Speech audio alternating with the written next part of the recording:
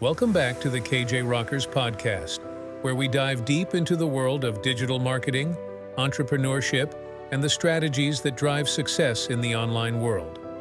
Today, we're thrilled to have a very special guest on our show, a titan in the field of digital marketing, the Chief Technology Officer of BlitzMetrics, the one and only Dennis Yu. Dennis is not just any marketing expert. He's a visionary who has mastered the art of Facebook advertising, transforming the way brands engage with their audiences online. With a career spanning over a decade, Dennis has helped shape the digital marketing landscape, turning BlitzMetrics into a powerhouse that not only serves major brands and influencers, but also focuses on educating the next generation of marketers. So, whether you're an affiliate, a budding entrepreneur, a seasoned marketer looking to sharpen your skills, or simply passionate about the digital world, you're in for a treat. Let's give a warm welcome to the man who's changing the face of digital marketing, Dennis Yu.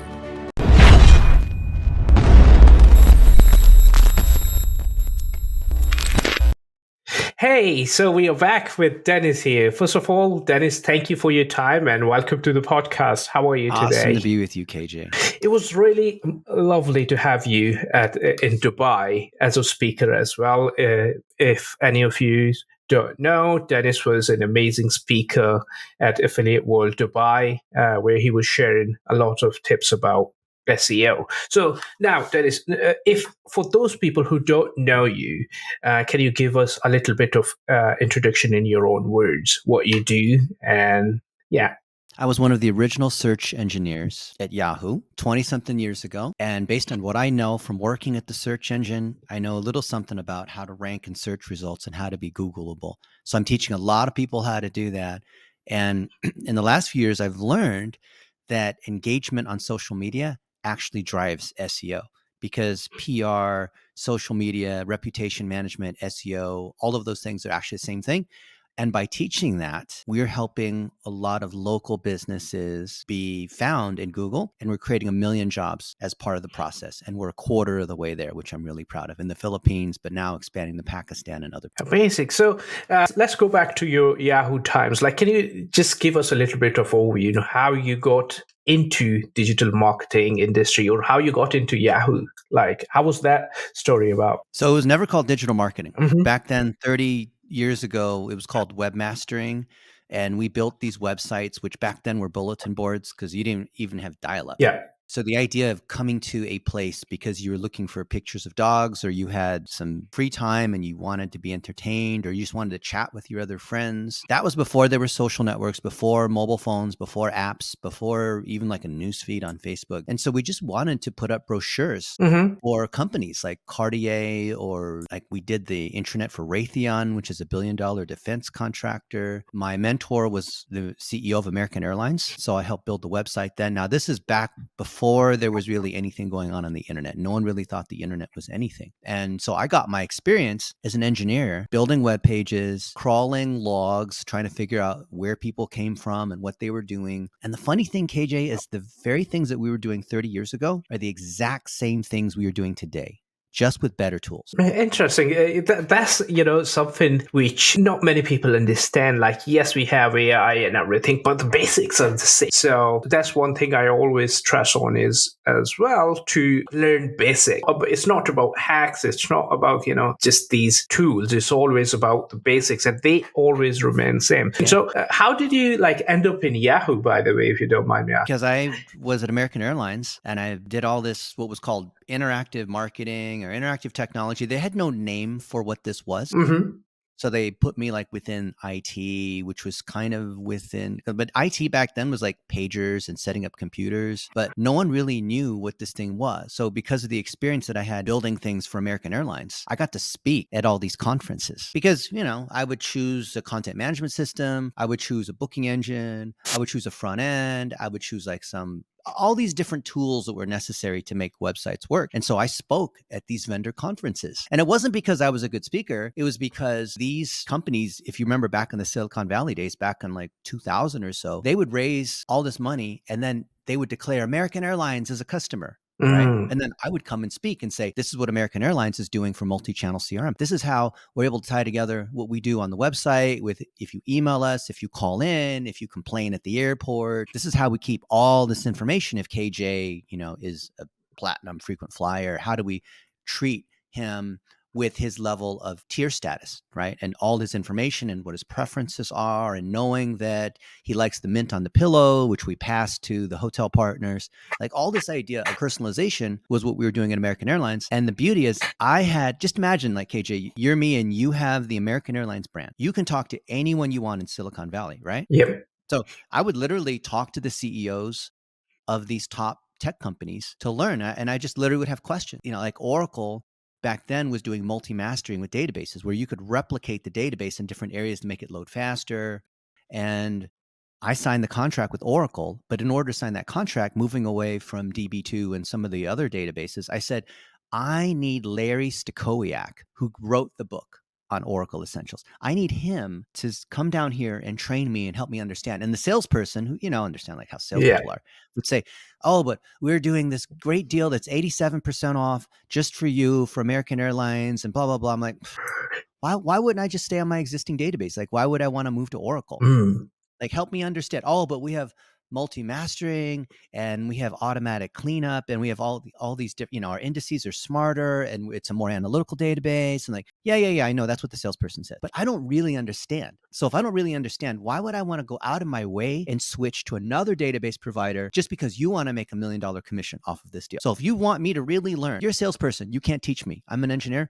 Bring in the guy who wrote the Oracle Essentials book. And so Larry Stakowiak came in and taught me how to write SQL. Can you imagine that? And I learned from all the top people in Silicon Valley because I used, or some people might say I abused, my position at American Airlines. And because I built a reputation in Silicon Valley, I didn't do this intentionally. It wasn't like I'm going to try to use this to like get my way to meet all the top people. But I have a folder that I printed out of all these emails of all the top people in Silicon Valley that I got meetings with, just to like one day, like today, be able to prove like almost 30 years ago, these were the people who built the internet and I've had dinner with them or I've hung out with. It's just like I don't know, maybe it's like a vanity thing, but I kept a folder of all these Wow. people that I've met. I mean, that's amazing, and I don't know many people in our audience understand, but these are the kind of people usually to just be in the same room as them.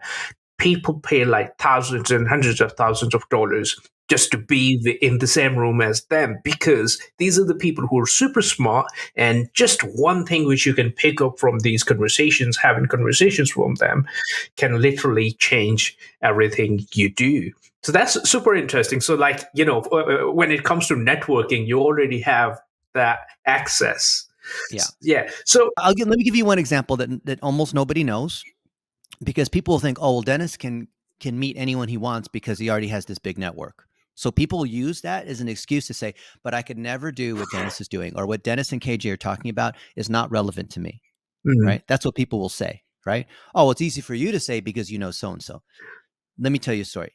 So when I was at Yahoo, back before, I mean, obviously search engines, Facebook, these companies are now really big.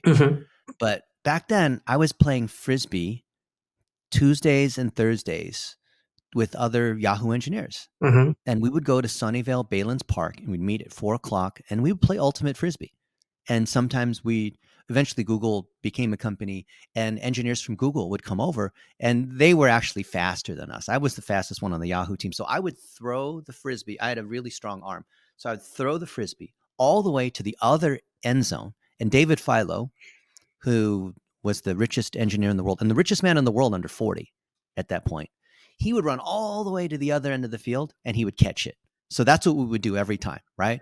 I would get the disc, I would throw it all the way to the other end and he would catch it because he could outrun everybody. And he could also throw it pretty well too. And I could outrun almost everybody. So we would do the same thing. He would throw it and I would catch it at the other end. And just by like hanging out with him or having dinner with him and some of these other people, we developed kind of a friendship. And it wasn't because, look, I never asked him for money. Okay. Like everybody knew this guy was David Philo, right? Yeah. And like we would have, there was this Indian buffet that was a mile away that we'd loved because Sunnyvale's like full of Indian buffets. And we'd have dinner, and these people would come up and say, hey, I got an idea. I want to pitch you. Maybe you can invest. And we're having dinner, right? Like, come on, man. Yeah. Right. So I never wanted to be like that. So I intentionally never, ever, ever asked any of these people for money. But then, we'd meet on Tuesday and Dave would say like, dude, you're running a little slow. What happened? You look sore. Like, yeah, dude, I ran a marathon this past weekend. My legs are sore. Like, oh, cool. What do you have coming up? I'm doing the Hood to Coast coming up in a couple months, but I'm trying to put together people for this relay. And he says, well, I'll sponsor it.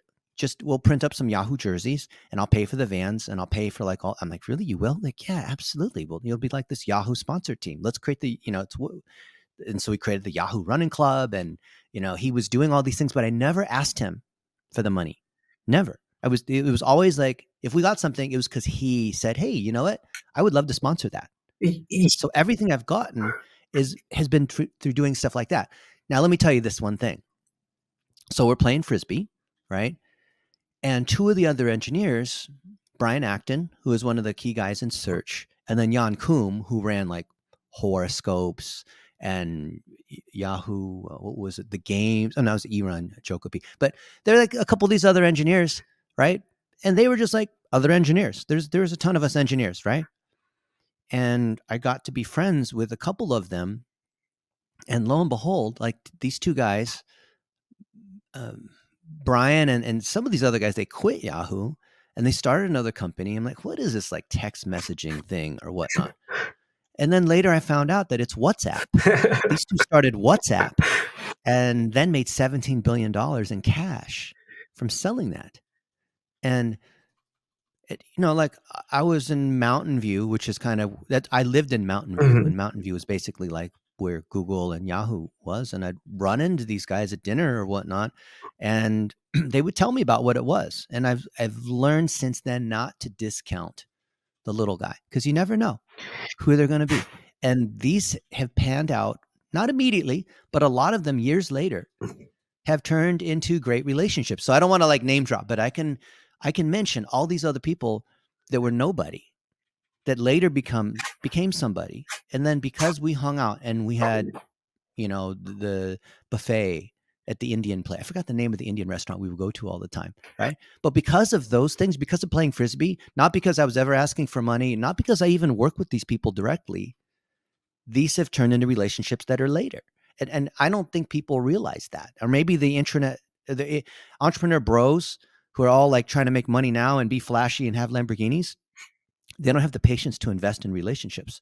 But everything I've ever had has been because I've invested in relationships that only later have panned out into something, because I've never asked for something directly. So you always play long-term games. That's really interesting, and I really love it because, I mean, in many entrepreneurs, you see that whenever they meet someone, that salesman just wakes up and they start pitching stuff and all that. And I think that's one of the things, biggest mistake people make when they're networking with other people. Right. And yeah, like if you actually like to mention this, it's a little bit cultural as well. If you go in Middle East or in South Asia, as compared to West, these are two type of people. It's the prostitute versus the wife. Yeah. And I know we're generalizing here, but Western cultures are very much about closed sales now. Everyone is a target. But I even have notes from my friends in Pakistan that will say, how do I hunt? Like I saw this note yesterday from some girl. How do I hunt down prospects in America and get them as clients? I said, hunt? I don't want to be hunted. I don't want people shooting at me. What are you talking about, a hunt? That's the wrong term. That's the wrong... The fact that you use the word hunt means you have the wrong mindset, right? Yeah, that's true. That's true. KJ, how many messages do you get a day where like maybe you're like, oh, this person, I'll accept their LinkedIn request. And the minute you do, it's like, boom, book a call. Let me try to sell you, sell. Minimum 10 messages per day. Yeah. And I think that's super important for everyone, actually. Yeah, that's right. To kind of like, you get to know people more and then you start off with things. And especially, okay, you mentioned Pakistan. So I noticed you have a massive presence in Pakistan. What brought you to Pakistan? What's happening right there? Why is Dennis Hughes so interested in Pakistan? 2 reasons. My friend Rihan Alawala who, if you're in Pakistan, you probably know who he is. Yeah. He's very well known. He reached out to me 10 years ago Hmm. and he said, Dennis, I know you're very well connected in Silicon Valley. I would love to be able to build a friendship with you and connect you with people in Pakistan so you can learn what Pakistan is actually like, not what you hear in the media, but for you to see with your own eyes. And I would like to fly out and meet you. And I'm thinking, this is like some other random Pakistani, like the other millions of Pakistanis. But I said, okay, sure, Rihan. In fact, go in a couple months. And if you want to be there, when I get off stage, you can meet me and we can chat, right? When I'm done speaking at this conference. And of course, thinking like, this guy's never going to show up, right? Yeah. But he was there and we hung out and he told me about Pakistan. He drove me to the airport. He didn't have anything to sell me Yeah. except the idea that there were 150 plus million Pakistani that if we could train up in digital marketing, they could make $100 a month, $500 a month, all kinds of raw talent. So not like oil in the Middle East, but the raw labor is the natural resource of Pakistan, right? Yeah. Because every country has got some kind of resource that needs to be developed, not exploited, not like trying to steal someone else's oil, right? But the natural resource, the labor. And so I've been to Pakistan many times and I've met the top entrepreneurs. I've met people in the government. And every time I go, I'm more and more impressed with the number of entrepreneurs. I met this one guy who is the father of freelancing in Pakistan, and he's created over 1 million jobs, meaning, Wow. well, depending how you count, like Fiverr and Upwork. I don't know if I'd really count those as jobs. It's a starting point, right? So 1 million people have followed these guys. And so I've been able to interview them on my podcast and they share me and their circles, and I speak at their conferences out there. So it's symbiotic because I'm able to take the connections I have in Silicon Valley and in America, like conferences full of plumbers or real estate agents or any kind of local service business, and then tell them about people in Pakistan. And then the people in Pakistan, I say, you know what? There's all these people in America that would love to hire you if you learn how to do the things that we teach about how to do SEO, about how to do these different things. So all I'm doing, KJ, is I fly back and forth with the people who, the raw natural resource of people who can be employed, with the people who really desperately need people that know how to do digital marketing the right way. Interesting. Yeah. First of all, I do know Rehan. He's a super cool guy. I mean, always, one thing I like about him is like the way he's always willing to help without any expectation. I can remember I needed to connect with someone once, and I messaged him like, I need something like this, and he literally like within 5 minutes connected with 10 people in Pakistan. So that's something really good about him. He knows everybody. He doesn't even have a laptop. He doesn't have a schedule. Because when I first knew him, I'm like, okay, cool, Rihan. So I'm going to come to Pakistan and I want to fly in on this date. And then I'm going to fly out on that date. And, because in America, in Western cultures, like, you have a schedule and you have to manage your time. And I said, so Rihan, what about, let's meet on the 18th, right? Let's have lunch and whatnot. He says, Dennis, I don't know where I'm going to be. I'm like, okay. So I left it open-ended. I didn't buy a ticket back. And I spent a month traveling all over Pakistan with him at his different houses. I met these government people, and from day to day, it would just be like, who are we hanging out with? And it wasn't like we were just doing nothing. The calendar was completely packed with important people. And then he'd be like, okay, cool. Let's go to the airport and fly to Karachi. Like, okay, let's go. And then we'd meet the largest NGO in Karachi. What's the name of it? Salyani Trust. Silani, right? yeah. And we met with their founder and their CEO and the top engineers. And the second time I met them, they created an MOU that I signed, that we had this whole official ceremony around on how we're putting our training there for Salyani Trust. Where's my... Amazing. Look, I mean, even gave me one of these.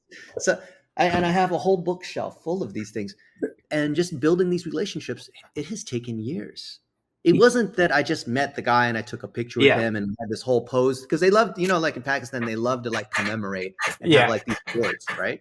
Yeah. It wasn't because of that. It's because now we are taking people that have come through our training program and putting them in charge of those programs. So I'm more like a figurehead. Like, I don't want to be the one personally training every single person, and like, I can't be everywhere all the time on every single project.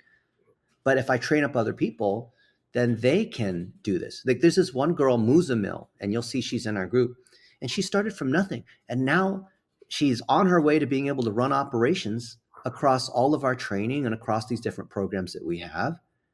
And it just makes me so happy, because that's something that I don't have to do. And there's more and more people I see that are being empowered. There's this girl, Ayesha, she started 3 weeks ago.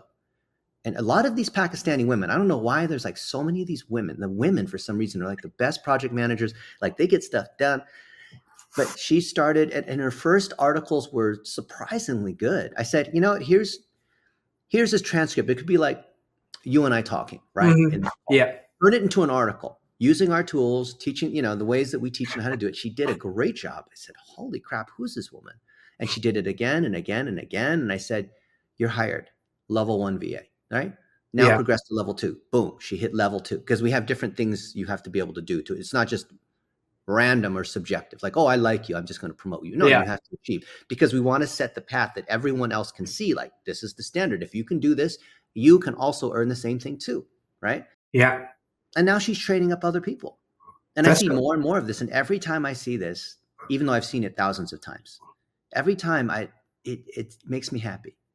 Yeah, that's interesting. And another thing is, like, having a team in Pakistan actually saves a lot of money. Like, even myself, I have half of my team in Pakistan and then other half in But Philippines. it's not the money.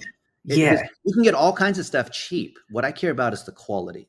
Quality. And actually, Money only matters if we meet the quality bar first. yeah, but when you're running as a business, you have to look at the cost as well. For example, like, let's say in UK, just for an average employee, you have to pay £3,000, whereas in Pakistan, countries like Pakistan, in that amount, you can get so many people working for you. And let me tell you, like, you mentioned this actually, that females, they are really good project managers, or they are really hardworking. There's a Fantastic. reason to that. Like, the countries like Pakistan don't have that much opportunities for women to work, and when you provide them a safe working environment where they can work from home, they're really appreciative of that. And then the second thing is, they literally put their best effort. That's I can. Yeah. I would hire up another like 500 of these, another 1,000 of these Pakistani project manager women. Yeah, and like, even in my team, I noticed that as well. Like, let's say if there's someone from any other country, they would be like, after like their office or working hours, they will be like, I don't want to do anything. But when it comes to Pakistan, they're so passionate about what they do. It's amazing, and it's not always about cost, but actually the work they put in, and the passion they have to actually prove themselves as well. Yeah. I don't care if you're from Pakistan or the Philippines or Vietnam or Colombia, or I don't care what country you're in. I just care, can you deliver at the quality standard we have?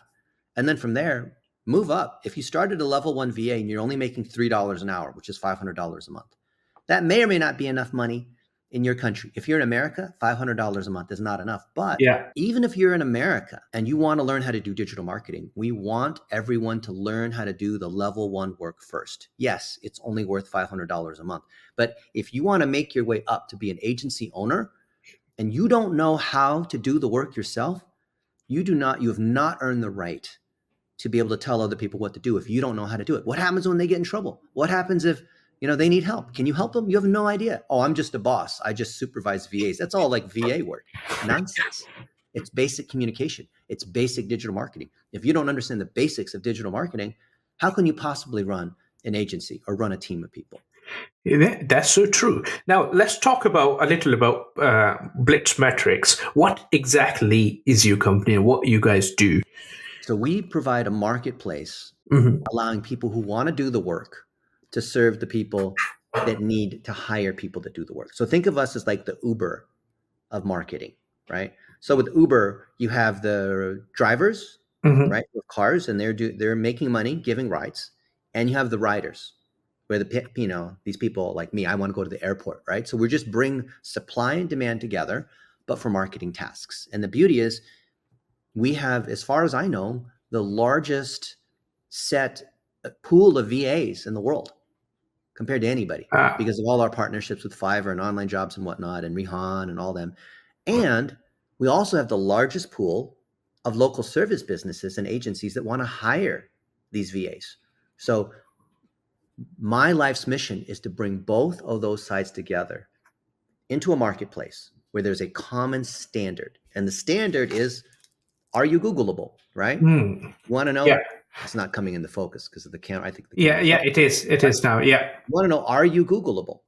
And that way you can clearly tell whether someone's ranking in the search results, whether the phone is ringing, whether people are coming to the website, whether the ads are performing or not. It's like an MRI, right? There's no need to guess anymore. So our mission is to make all data and performance transparent. Interesting. And that way, anyone who does good work, they should be rewarded accordingly. But if you suck, well, the scale, you don't like what the scale is going to tell you. The scale tells you you're obese. You shouldn't be paid. Your work is incompetent. If you do great work, and let's say you're in Pakistan, and the going rate is very low for labor, but you do really good work, as good as any American, then you should be paid accordingly. Doesn't matter. If an American is making $10,000 a month doing that, and you are in Pakistan and you do that level of work, you should be paid $10,000 a month. But there are thousands of agencies that do terrible work, and they're getting exposed. They're used to charging $25,000. And if you look at my Facebook and whatnot, you'll see I'm constantly outing these people, not as a personal attack, but they're charging all this money because they're sales bros and they don't deliver. They don't have competency. We scan, and in 5 seconds, we can determine there's no SEO that's been done. They don't rank on any keywords. Then they should be making zero, and they should refund all that money back. So when you have a clear standard, it rewards the good people. It rewards like the Muzamils and the Aishas and the Yaya and Nana and all these other Pakistani VAs that before they weren't making very much money, and not like it's all about money, but they're doing good work, so they should be paid accordingly, right? That's so true. I mean, I see it a lot in the agencies, especially where they're paying like tons of money. They're charging their customers tons of money, and in the end, they don't get anything in return. Like I run a paper lady kind of a company, and one of our clients were actually spending 15 to 16,000 pounds per month on an agency, which was giving them at the end of the day maybe 20 or 25 leads per month. And I was like, what are you guys even doing? That doesn't work. Yeah. There's this one girl, her name Jennifer Bagley. I think her name is CI Web Group is her agency. And she charged this guy, Tim, who's an electrician, $17,000. Never drove a single click to the website from the analytics. Therefore, the phone never rang. So the ROI was nothing. There is another guy, Josh Crouch of Relentless Digital. You can Google him and you'll see that our article ranks there. Charged $25,000 to this guy, Matthew, who runs Travis and Sons Plumbing. $25,000, couldn't get the phone to ring. Like, if I'm a plumber, if I'm a gardener, if I'm a pool builder, I don't know, whatever kind of business, and I pay somebody $10,000, let's just say, then I need to see $100,000 back, right? Yeah. Or $50,000 back, depending, like whatever it is, like every dollar I put in, I have to see like $5, $6, whatever the number is, I need to see that back. And this agency, no matter how good they are at SEO or PPC or whatever it is, if they can't show that, then it's on the agency to be able to prove it, right? The agency can use all this like technical jargon, but that business owner, the plumber, he's a plumber. What does he know about all of this stuff, right? Yeah, exactly. I think these agencies, just by using these fancy language and fancy sales page, I think they're literally like one of the biggest problems. Now, talking about your marketplace, so how you guys work? Like, do you just connect them? What about training of these, like, let's say, freelancers or whoever is joining? How the OVAs, how they get trained? Do you guys provide them training? Or we provide all the training. It's free. There's a group called Digital Marketing with Dennis Yu on Facebook. There's 42,000 people in it right now that are learning. There's a couple other groups. There's e-commerce by enablers. I think there's 1.3 million in that group. There's a bunch of these groups, right? Sunny Ali has his group, Extreme Commerce, right? You probably know about these guys. John Jonas has got 2 million VAs in his group, onlinejobs.ph. So we put our training in there. We put our training on Fiverr. Fiverr is big. Literally Google Dennis Yu Fiverr, and you'll see webinars that we've done together with Fiverr. And we put that out there. We have training with Vendasta, which is the largest white labeled software provider for local agencies. Right? They're the 800-pound gorilla, but they're a white label, so most people don't know about them. And our training is there. There's a 37-part video sequence that I put together. It took me all this time. It's free. It's on YouTube. It shows you step by step, literally, how to start an agency, how to acquire the skills, how to hire VAs, how much to charge, how to project manage, how to set up ads, how to build websites, how to build your LinkedIn brand, how to, like, every part, every step of the way. And it's free. And people that have gone through that have said it's better than any $20,000 course I've ever gone to. Wow. And it's free. How do you argue with that? And I'm interviewing lots and lots of other 7- and 8-figure agencies. So it's not just me. All these other top agencies are saying, yep, this is the way to do it, you know? And my friend who has this book, Josh Nelson, 7-Figure Agency Roadmap, he uses the same techniques. And I teach in his group as well. So it's corroborated by all the people who are teaching the digital agencies. We're all using the same frameworks. So what's in it for you? I'm sorry, I have to ask this.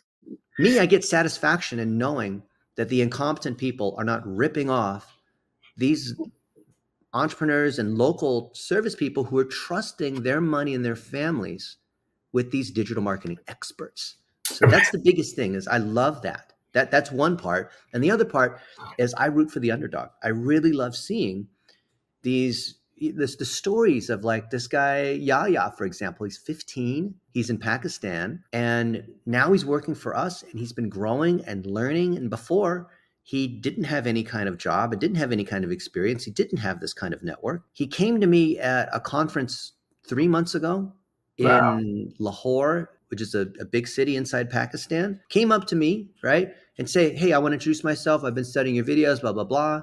And it was so good. I said, man, we want to hire you, but I want to see you qualify. And he did. And I just love seeing lots and lots of people go through our training, become competent. They don't have to even talk to me, right? A lot of people want to talk to me, but I can't talk to, I've tried. I just can't talk to everyone who wants to talk to me, you know? But there's so many other people they can talk to. If you're a 15-year-old Pakistani, you can learn from Yahya.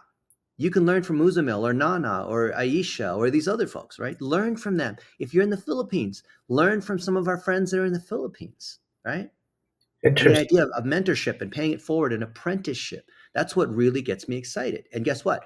As more and more of these folks that are trained in our ways are using our tools, then we make money as a SaaS company. So ultimately, by me providing the platform, I'm making a little bit of money when people are using the different tools that we recommend. So I guess I'm kind of like an affiliate in a way, right? Yeah. Because there's lots of tools that we recommend that are part of our training, right? We have this whole operations process here. Wow. And this goes on and on for a long time. There's thousands of pages of this, right? That's massive. Every step of the way, how we do everything, right? Yeah. And if people learn how to get rankings in Google, and it clearly is valuable because we can trace how many phone calls that we drive and what that's worth, then they should be paid. But we should also be paid. But we're not going to charge someone who doesn't have any money for the training, right? As they continue to grow and they use our platform, then they can pay for using the platform, which is completely fair. It's not them having to max out their credit cards for thousands of dollars to get access to the secret. Yeah. It's a secret. It's these tools and processes. Just learn how to use the tools. You want to be a surgeon? It's not a secret scalpel that we're using. Here's the scalpel. Here's the training on how to use it. If you need to buy more scalpels from us, then, it's $10 a scalpel or whatever, right? Yeah. So what's this SaaS software? Like, what exactly does it do? So it starts at areyougooglable.com, and that business owner pays $200 for an audit. Okay. And an audit goes through everything and gives them recommendations on what to do. Then that business owner can say, you know what? Not only is this the audit, which shows me what's broken and how to fix it, I can then hire somebody from our pool of people to be hired. So this is not like Upwork and Fiverr, where that business owner has to try to vet and qualify and all that. Anyone who comes into our system has to be qualified, and then we assign them somebody. So, KJ, when you get an Uber or a Grab, and you press the button that says, okay, somebody's coming, and John is coming and will take you to the airport, and it'll be 17 minutes and the price is $23. You don't choose, right? Yeah. When you go to the hospital and you need emergency surgery because you were in a car accident, maybe, you don't choose the surgeon, right? Right. They So recommend they diagnose and treat, and that's what we do. that's really interesting business model, like where you kind of like vet people and make sure they are well trained and they are able to deliver the services, and then connect them with the business. Actually, that helps businesses to save tons of hassle as well, because when you, like, let's say if it's just someone, a plumber, they won't know how to even assess someone and Yeah. what to look for in an ideal candidate. So that's something really smart. Imagine you go to the hospital and you need a certain kind of surgery. Well, it's unlikely that one person can run a hospital all by themselves and know everything that's necessary for anesthesia, for cleaning, the nurse stuff, the different kinds of surgeons. So think of us as the hospital. Us as the hospital, we have to have everyone who's involved well trained. So we have to have teams of people that are competent. There's no way a patient is going to be able to find a nurse, anesthesiologist, billing agent, thoracic surgeon, all these different people. There's no way they can hire, train, and qualify each of these people themselves. They've got to come to the hospital, and they're trusting that the hospital is going to coordinate all of those. Interesting. Now, here's one big problem in affiliate marketing industry. There's lack of media buyers. Whenever I'm talking to people, they're like, we need media buyers. We don't know how to hire them, where to hire them, or even if we hire them, how do we train them? Right. So what's the best way to find the good media buyers? The best way to find the good media buyer is you break down the components of media buying. If the strategy isn't in place, meaning the goals, content, and targeting, meaning zeroing in on a particular need that you solve for a particular kind of customer and having the content to support that. If that's in place, and if the conversion tracking is in place, so tracking when people pay or book the phone call, whatever the conversion is, if those two things are in place, the media buying is easy. Anybody can do it. And it takes an hour. I can do it. A VA that's gone through our training can do it. Someone who's non-technical, like the business owner, can do it. If these first two things are in place, media buying is very easy. If these other two things aren't in place and you hire a media buyer and they do Facebook ads or Google ads or TikTok or whatever their favorite channel is, maybe they do all the channels, then that media buyer has to become a pro at strategy and figuring out copy and figuring out who the target is and figuring out how to message these people and figuring out what the right offer is and figuring out how to optimize the landing page. So typically when people are trying to hire a media buyer, it's very difficult to win, because if there's any components that are missing in the conversion tracking or in the strategy, that media buyer has to go upstream to solve. And I believe whoever the business owner is has to get these two things in place before hiring a media buyer. So if you've hired a media buyer and it hasn't worked, it's because these two things weren't in place or they weren't competent in buying media. But the way Facebook and Google and TikTok have made it now with media buying, literally, if you put in the correct ingredients on a solid product that already works, and you have conversion tracking in place through the conversion API, through Leads Bridge, through custom audiences and pixels. If these two things are in place, media buying is very easy and you don't need it as an ongoing job. Once it's set up, it's maybe 15 minutes a week to optimize, basically changing in different creatives. That's it. Media buying is now basically automated. And by the end of this year, 2024, there will be no real need of actual media buyers. Yes, on strategy. Yes, on video. Yes, on telling the story. Yes, on copy. But the actual media buying, if you break down media buying into the different components, there's no need to target anymore, right? Because on Facebook and TikTok and whatnot, the system targets for you. The system bids for you. The system rolls up ad groups and ad sets for you, right? Allocates budgets for you, makes recommendations for you. Interesting. Now, and I've spent $1 billion on Facebook and Google ads, so I feel like I'm credible enough to talk about media buying. Yeah, definitely. So I've done it for the biggest of companies, and I'm telling you, this is the big shift from the last couple of years. So let's talk about your media buying experience, starting from maybe 2002 till now. What are a few differences you noticed, like how it has changed, and what are the new things? which Well, when I was running you know. ads 25 years ago or so, there was no geo targeting. Mhm. So I had a friend, his name was Keith, and he ran a karate shop in Arlington, Texas. So I was ranking on the keyword karate or learn how to do karate, taekwondo, that kind of thing. And I was buying the keyword karate lessons.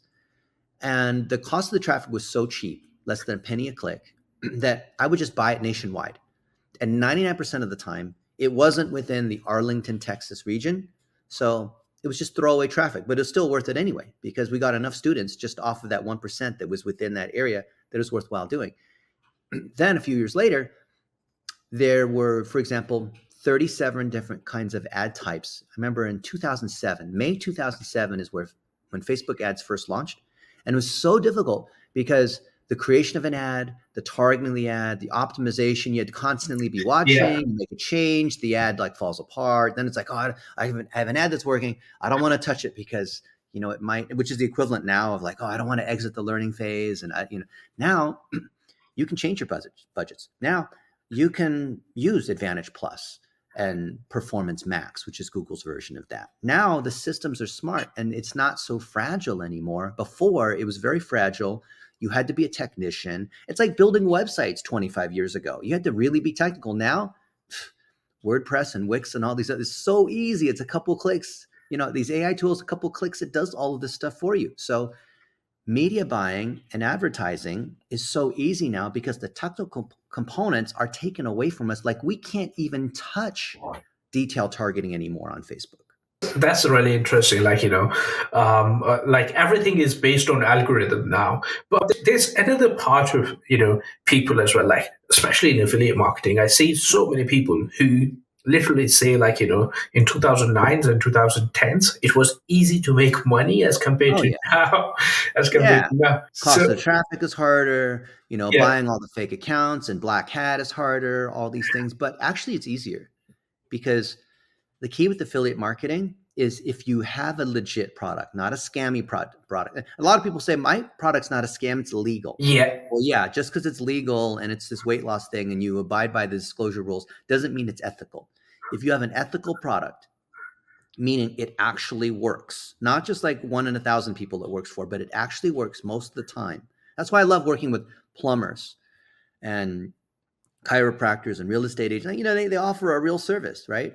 And yeah. even e-com will work if you have, like I was talking to these guys who sell pest control products. Grandpa Gus, who's not even a real person, it's just Grandpa Gus, selling these things to kill ants and bugs and things like that. Like it's a real product. It actually works. Yeah, I think even in And affiliate it'll work as an affiliate, right? As an affiliate, you have a real story. You can feel good about what you're doing. And you're not doing it just because it's ethical and you only want to, promote products that you yeah. believe in. It's because that's actually what achieves the highest ROI, because it's not just like tricking people one time on some one-time offer. It's that you can continue to make money on those campaigns. I've had campaigns that are run for years. Exactly. I mean, that's one thing many affiliates don't understand, that you can actually make real money in doing white hat stuff and more ethical stuff. For example, like let's say all these broadband comparison and stuff, like you can actually compare all the packages and everything using APIs, and you can actually show users based on their location which one is the fastest package, which is the Yeah. cheapest package, and they can filter out. Now that's Yeah, it's providing actually helpful and useful. Yeah. exactly. Provide a real service, not just scam people on how to make money online, which I And know is ironically the best way to make money online is to teach other people how to make money online.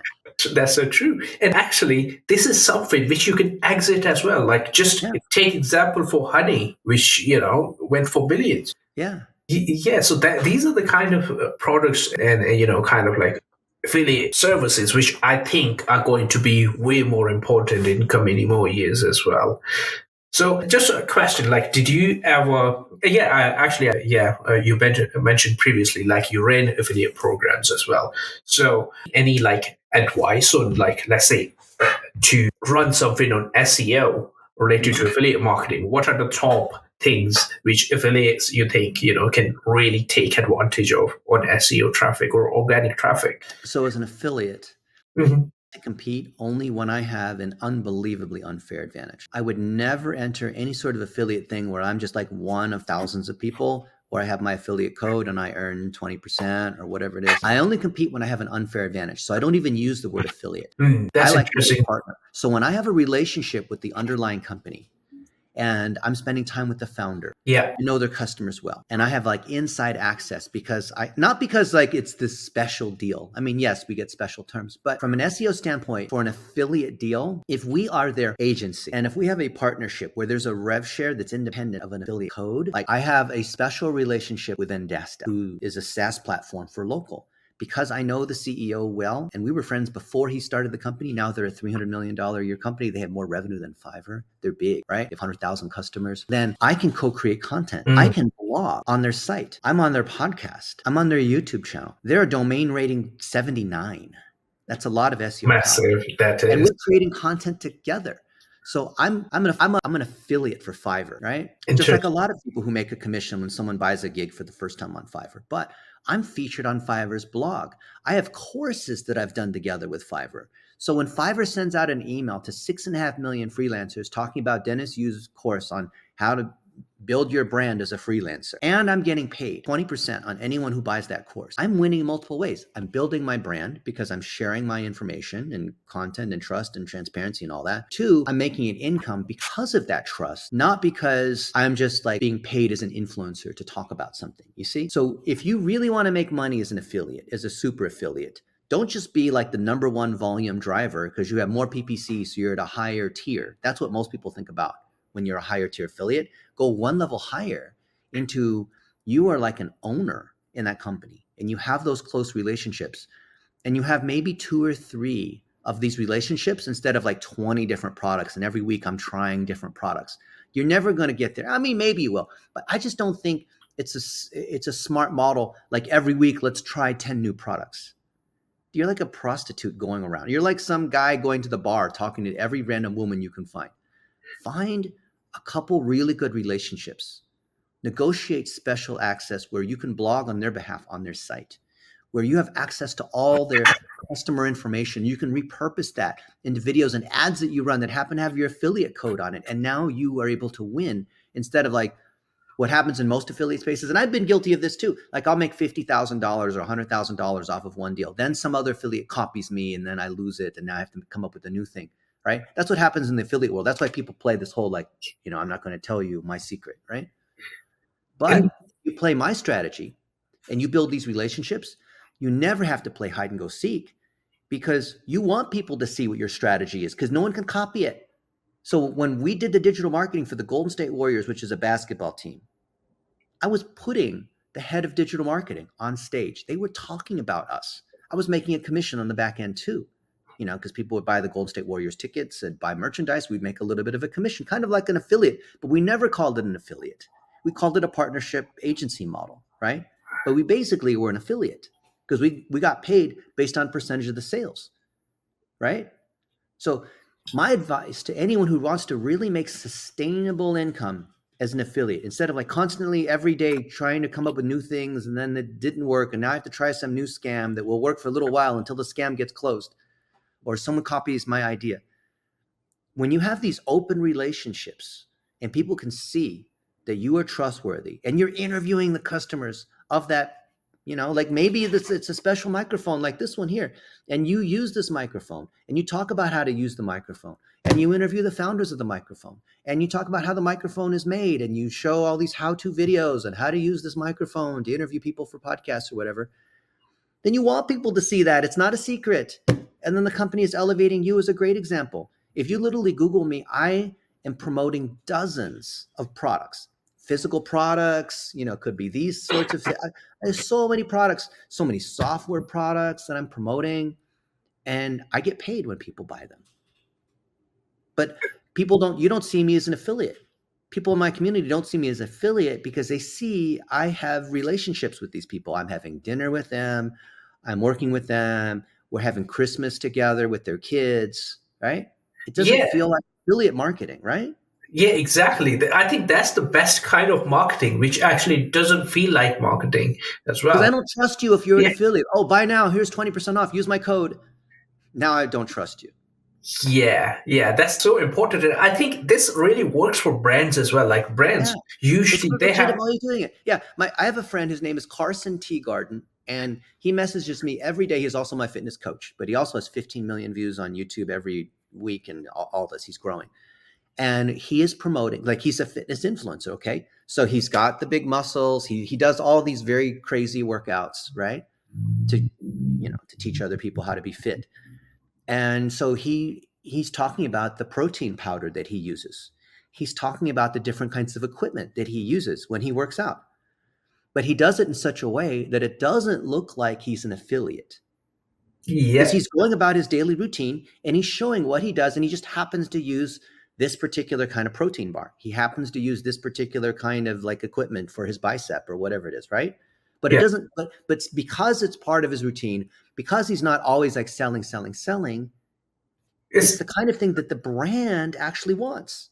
It's good yeah, for the influencer, it's good for the community, and it's good for the brand. Yeah, it's just like, let's say you're promoting some hosting. You actually start off with something like how to start a blog, and there you tell people how to install a blog, how to install, maybe add WordPress, install themes, install Yeah, plugins, and you're drive actually being traffic. helpful. Exactly, you're being I like helpful. Descript is our favorite AI Swiss Army video editing tool. It does all kinds of things, right? And Yeah, I talk about how to use it. We have a course on how to use it. And if people come through our link and sign up, I think we earn like 1%. Not a yeah, lot, but yeah, like we and earn something, right? But so many people have gone through that we earn, every month I see we get a little bit of money, right? yeah, and even if you don't add a link, people are going to ask you like, "What do we Yeah, use?" So yeah, yeah, and I think that actually helps you to negotiate with brands easier. They give you better deals as well because yeah, when you show them what exactly you are trying to yeah. do, that's super interesting, I put a actually. pixel on our different websites if there's enough remarketing traffic, and it's from customers.ai, which is Larry Kim, who founded WordStream and Mobile Monkey. Yeah, He was the largest spender in the world in Google. He had 2% of Google's global ad spend. So if anybody knows about PPC, it's this guy. Full disclosure, I have some equity in his company. So when we talk about how we use his tool to do remarketing, where the pixel intercepts the anonymous traffic, figures out the email address, and then sends out a personalized AI message to that email. Hey, KJ, I noticed, you were looking at this one thing. You know what? I actually live 2 blocks from you in Boston. Whatever it is, like it says something personalized using the AI, then we make a little bit of a commission. But here's the key, but because we are teaching from our example, we're teaching how we're actually doing remarketing. We're teaching how we set up the pixels. We're teaching how we set up Tag Manager. It doesn't feel like affiliate marketing because it literally is step by step on what we do and what all of our friends are doing instead of just like, oh, go sign up here right now. yeah. Why? Based on what? Like, did you use this product too? That's a really interesting way to look at things. And so many times, people actually don't kind of like think about it, but overall, in long term, that's where the money is as well. Why Uh, don't you start with the products and services that you use, that you actually love, and talk about that because you're going to be the most knowledgeable about it. It's most ethical because you can actually speak from experience, and then you become an affiliate. So all of yeah, us are basically influencers if we're doing it right at the top level in the affiliate world because we're promoting stuff that we actually use, which generates legitimate, real, unique content, not just like, here's the swipe copy that the affiliate manager gave me. And just, I'm really good at running ads. So I'm just going to run ads against this folder of assets that everyone else has access to. Well, what advantage do you have then? yeah. And I think affiliates have actually some they're super talented people. They have really good talent. Where they lack is to kind of see that, like they're a bridge between the customer and the product. And if they can do that right, they can literally achieve some Exactly. really massive success. It's not that you're good at Facebook ads. I'm sure you're a great media buyer. I'm sure you're great at sending out emails. I'm sure great at building websites or native advertising or whatever the technical thing is that you think that you do, right? I'm sure anyone watching this, you're good at that. But to KJ's point, the ability to build relationships and understand strategy is what distinguishes the very top affiliates from the ordinary ones. That's so true. That's so true. But yeah, I think we are almost out of time. But it was really amazing talking to you. I think we need to have another episode with you Let's because, do it. And I want to come see you in the UK, and I would love to see you in Budapest as well. yeah, definitely. Whenever you are in UK, let me know. And we are looking forward to having you in the Budapest as well. When you're in But Budapest, I want to take you, if you have an extra day, I want to take you out to my favorite place to do oxygen baths on me. And I want to introduce you to this guy, Dr. Lyons. yeah, let's do it. Let's spend some quality time together. I mean, that's cool hanging out with you on a podcast, but like we said, the people who really understand how to succeed, they understand it's about in person, right? And yeah, that's so true. the most successful people, the people I know that mentor me that are, billionaires or very successful, they meet people in person, like you and I do in person, and they use online marketing to connect from that in-person connection. Yeah, that's so true. And, sometimes it's not all about like, mostly when we talk about meeting someone, it's like, okay, what am I going to get from this meeting or not? It's not that. Like sometimes it could take maybe 10 years or more, a decade or more to get something back, but you always do. Or even, through mutual connections and all that. So I think that's a key takeaway from this podcast, that build long-term personal relationships, not always look at the material value of meeting people. So if you're in it for the long run, this is an episode that you need to watch. Not just how do I make money next month, but if you want to continue to make income and build relationships and do this as a career, this is a completely different way of thinking. definitely. Well, I totally agree with you. And with that said, thank you very much, Dennis. It was really lovely talking to you. And I'll catch up with you in the next episode soon. Thank you very much, everyone, for watching. Bye-bye.